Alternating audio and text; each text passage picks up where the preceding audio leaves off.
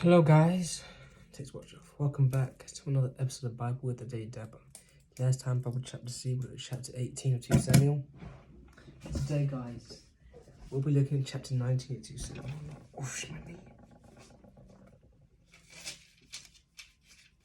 Alright, so Joab was told the king is weeping and mourning for Absalom. And for the whole army, the victory that day was turned into mourning, because on that day the troops heard it said, the king is grieving for his son. The men stole into the city that day as men steal who are ashamed when they flee from battle. The king covered his face and cried out, "Oh, my son Absalom, oh, my son, oh, my son, my son, my son." Then Joab went into the house of the king and said, "Today you have humiliated all your men, who have just saved your life and the lives of your sons and daughters and the lives of your wives and concubines. You love those who hate you and hate those who love you. You have made it clear today that commanders and their men mean nothing to you. I see that you would be pleased if Absalom was alive today and all of us were dead. Now go out and encourage your men. I swear by the Lord that if you don't go out, not a man will be left with you by nightfall. This will be worse for you than all the calamities that have come on you from your youth till now." So the king got up and took his seat in the gateway. When the men were told, "The king is sitting in the gateway," they all came before him. Meanwhile, the Israelites had fled to their homes. David returned to Jerusalem. Throughout the tribes of Israel, all the people were arguing among themselves, saying, "The king delivered us from the hand of the enemies. He is the one who rescued us from the hand of the Philistines. But now he has fled the country to escape from Absalom. And Absalom, who we anointed to rule over us, has died in battle. So why do you say nothing about bringing the king back?" King David sent this message to Zadok the priest and Abiathar the priests. "Ask the elders of Judah, why should he be the last to bring the king back to his palace? Since what is being said throughout Israel has reached the king at his quarters. You are my relatives, my own flesh and blood. So why should you be the last to bring back my king? And say to Amasa, are you not my own flesh and blood? May God deal with me, be it ever so severely. If you were not the commander of my army for life in place of Joab." He won over the hearts of the men of Judah, so they were all of one mind. They sent word to the king, "Return you and all your men." Then the king returned and went as far as Jordan. Now the men of Judah had come to Gilgal to go out and meet the king and bring him across the Jordan. Shemel, son of Gera, the Benjaminite from Bahurim, hurried down with the men of Judah to meet King David. With him were 1,000 Benjaminites, along with Ziba, the steward of Saul's household, and his 15 sons and 20 servants. They rushed to the Jordan, where the king was. They crossed at the ford to take the king's household over and to do whatever he wished. When Shimei, son of Gera, crossed the Jordan, he fell prostrate before the king and said to him, "May the Lord not hold me guilty. Do you not remember how your servant did wrong on the day my lord the king left Jerusalem? May the king put it out of his mind. For I, your servant, know that I have sinned, but today I have come here as first from the tribe of Joseph to come down and meet my lord the king."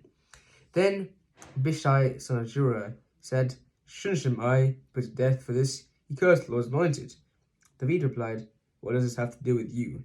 You sons of Zeruiah, what right do you have to interfere? Should anyone be put to death in Israel today?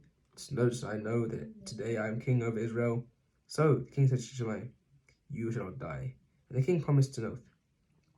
Mephibosheth, Saul's grandson, also went down to meet the king. He had not taken care of his feet or trimmed his moustache or washed his clothes from the day the king left until the day he returned safely. When he came to Jerusalem to meet the king asked him, "Why didn't you go with me, Mephibosheth?" He said, "My lord the king, since I, your servant, am lame, I said, I will have my donkey saddled and ride on it so that I can go with the king.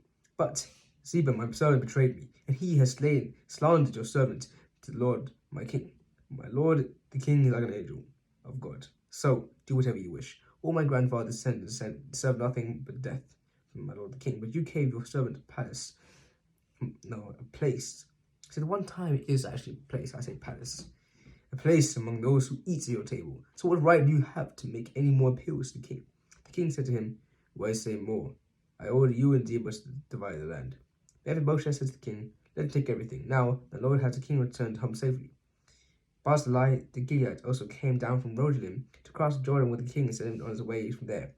Now Barzillai was very old, 80 years of age. He had provided for the king during his stay in Mahanaim, for he was a very wealthy man. The king said to Barzillai, "Cross over with me and stay with me in Jerusalem, and I will provide for you." But Barzillai answered the king, "How many more years shall I live? What what should go up to Jerusalem with the king. I am now 80 years old. Can't tell the difference between what's enjoyable and what. Page turn. And what else?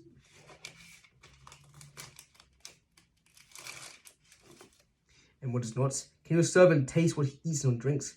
Can I hear the voices of the male and female singers? Why should your servant be an added burden to my lord the king?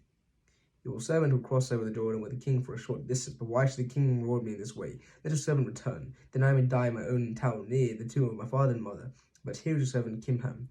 Let him cross over, my lord the king. Do for him whatsoever you wish. The king said, Kimham shall cross over with me, and I will do for him whatever you wish. And anything you desire for me, I will do for you. So all the people crossed the Jordan, and the king crossed over. The king kissed Barzillai and bade him farewell. And Barzillai returned to his home. When the king crossed over the Gilgal, Kimham crossed with him. All the troops of Judah and half the troops of Israel had taken over the king. Soon when the men of Israel were coming to the king and said to him, Why did our brothers, the men of Judah, steal the king away and bring him to his house and crawl across the Jordan with all the men? All the men of Judah answered the king of Israel, Why? We did this because the king so secretly to us. Why are you angry about it? Have we eaten any of the king's provisions? Have we taken any of them for ourselves?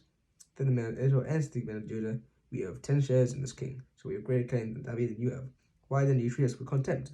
Weren't we the first to speak of bringing back our king? But the men of Judah pressed their claims even more forcefully than the men of Israel. Well, guys, thank you all for listening. It's been a pleasure. I am Zaydan, and this is the end. Good night.